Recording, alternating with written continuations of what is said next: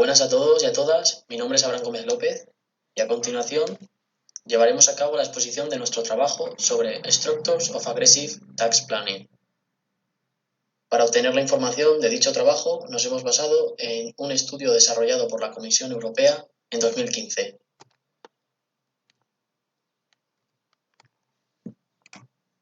A la exposición de nuestro trabajo seguiremos el siguiente índice. Primero empezaremos con una breve introducción hablando de los antecedentes políticos y las características del estudio. Después pasaremos a hablar de las estructuras ATP, de la metodología, de cómo se seleccionaron y cómo se estudiaron estas estructuras y los diferentes modelos de estructuras que se estudiaron, para posteriormente pasar a hablar sobre los indicadores ATP obtenidos como resultado del estudio de las anteriormente mencionadas estructuras. Posteriormente hablaremos del análisis de los Estados miembros y la interpretación de estos datos, y para finalizar haremos una breve conclusión. Así pues, en primer lugar, lo que vamos a ver son los antecedentes políticos. Durante la ola de crisis económica y gran recesión, prácticas de evasión de impuestos y técnicas de fiscalidad agresiva han recibido una gran atención por parte de las instituciones públicas. La mayoría de los propósitos detrás de ello es asegurar que la tasación tenga lugar donde se genere el valor económico y obviamente donde se lleva a cabo la actividad económica. Como respuesta se crea el BEPS, que básicamente se trata de un proyecto en el que participan una gran cantidad de países con el fin de identificar y evitar estas técnicas perjudiciales. A partir de ello, en el año 2012 surge el Aggressive Tax Planning, lo que conocemos en este trabajo o resumimos como ATP.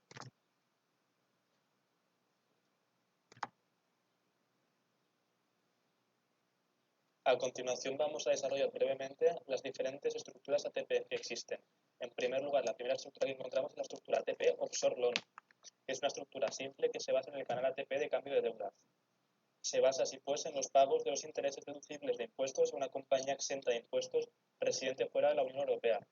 Esta estructura ATP toma ventaja de situaciones donde el interés puede ser totalmente deducible en un Estado miembro, ya que solo una pequeña parte del interés diferencial se tasa en otro Estado miembro, el cual no impone ninguna retención de impuestos sobre los intereses pagados a la entidad offshore.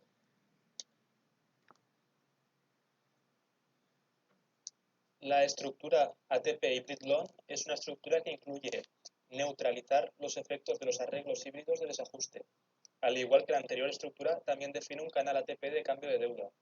Coge ventaja de los desajustes híbridos en la calificación de un instrumento financiero y se beneficia de la deducción del pago en un Estado miembro en combinación con la no inclusión en otros Estados miembros. La tercera estructura se trata de la estructura ATP Hybrid Entity, que esta se basa en la asignación de costes por intereses a una compañía que es considerada como una entidad imponible en el estado de incorporación y que al mismo tiempo es considerada como una entidad transparente para propósitos fiscales en el estado de los participantes. Tal desajuste es lo que denominamos como entidad híbrida y por lo tanto, obviamente, lo que da nombre a esta estructura. Todo esto se traduce en la deducción de impuestos por intereses en un Estado miembro sin cualquier inclusión del pago en otros Estados miembros. A continuación nos encontramos con la estructura ATP Interest Free Loan, que toma ventaja de que algunos Estados miembros no ajustan el ingreso imponible de una compañía que otorga un préstamo sin intereses a otra compañía relacionada en otro Estado miembro, mientras que al mismo tiempo el otro Estado miembro permite a la compañía prestataria una deducción fiscal por un coste de interés estimado. Económicamente hablando, la estructura se encuentra entre la categoría de deuda y la categoría de precios de transferencia. La siguiente estructura se trata de la estructura ATP Patent Box, que se establece en conexión con un grupo multinacional cuando los derechos IP están bajo una IP o patente Box Regime. Se beneficia de un tratamiento fiscal favorable de los ingresos IP correspondientes a una Patent Box, obviamente de ahí el nombre de esta estructura, mientras que en el otro Estado miembro se acepta una deducción de pagos por royalties y no recauda ninguna retención sobre el pago de royalties excedidos. Ejemplifica así pues lo que llamamos como canal ATP-IP, es decir, propiedad intelectual. La penúltima estructura de la que vamos a hablar es de la estructura ATP Two-Tier IP, que ejemplifica otro canal ATP de tipo IP, como el anterior. Toma ventaja de las discrepancias en las reglas de residencia fiscal de una compañía incorporada en un Estado miembro. Dichos malentendidos permiten que la estructura ATP se beneficie de la deducción por pagos de royalties por los acuerdos de licencia o sublicencia sin ninguna inclusión de las ganancias recibidas.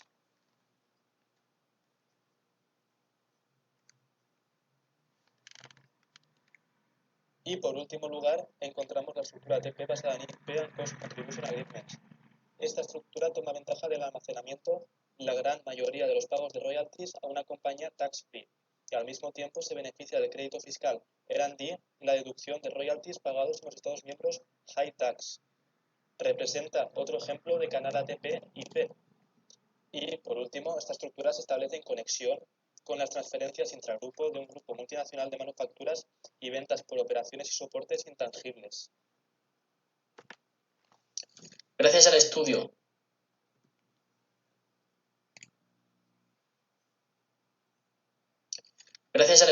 de las estructuras ATP anteriormente mencionadas, se obtuvieron una serie de características genéricas de un sistema tributario que pueden facilitar las ATP.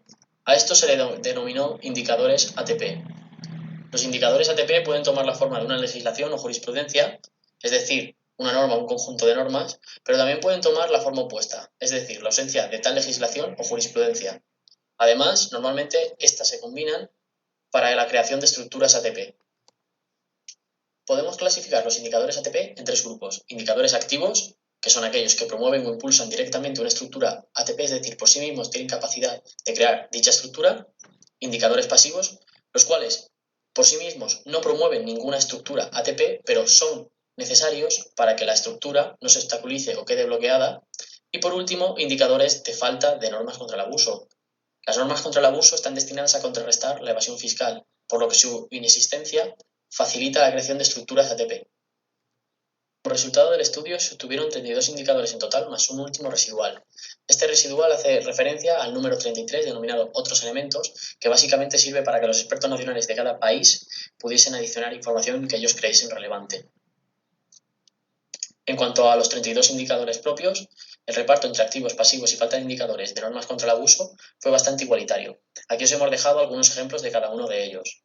Sin embargo, en nuestro trabajo escrito podréis encontrar todos y cada uno de ellos brevemente explicado y detallado, así como clasificado. Tras señalar los diferentes indicadores, el estudio pasó a identificar cómo actúa cada Estado miembro en función de su respectivo sistema de tasación y cómo estos se adecúan a los indicadores ATP. Es decir, se pasó a estudiar de forma individualizada cada Estado miembro y cómo se manifiestan todos y cada uno de los indicadores ATP en estos estados.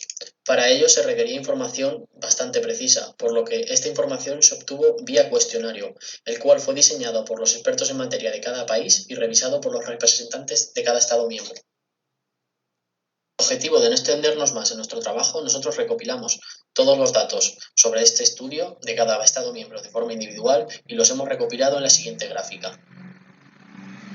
Como pudimos observar en la anterior gráfica, no todos los indicadores tienen la misma presencia. Es por ello que nosotros los hemos clasificado de acuerdo a esta característica. Por ello, como podréis observar en la siguiente tabla, hay algunos que se dan en todos los países como el número 8. En cambio, otros tienen gran relevancia y se dan en casi todos los países, pero no en todos, como el 19, el 26 o el 27. Otros son menos frecuentes, pero con una gran presencia, como el 1, el 4, el 9 o el 25. Sin embargo, otros apenas tienen presencia, como el 29, el 31 o el 32. Y por último, otros son totalmente inexistentes, como el 5 y el 28. Desarrollar este trabajo nos ha resultado realmente interesante, ya que hemos descubierto ciertas lagunas en los sistemas de tasación que a día de hoy siguen prevaleciendo, sobre todo en el ámbito internacional y en el ámbito europeo. Podemos concluir por ello que todavía queda mucho trabajo por delante y que el camino es alinear los sistemas de tasación para cooperar con uniformidad y transparencia y que de este modo se eviten los indicadores ATP. Sin embargo, si esto no se lleva a cabo, las estructuras ATP se seguirán dando en la Unión Europea. Por último, queríamos destacar que, tal y como los desarrolladores de este estudio de la Comisión Europea indicaron, no podemos sacar conclusiones definitivas vía este análisis, ya que hay ciertos datos que se nos escapan. Muchas gracias por su atención.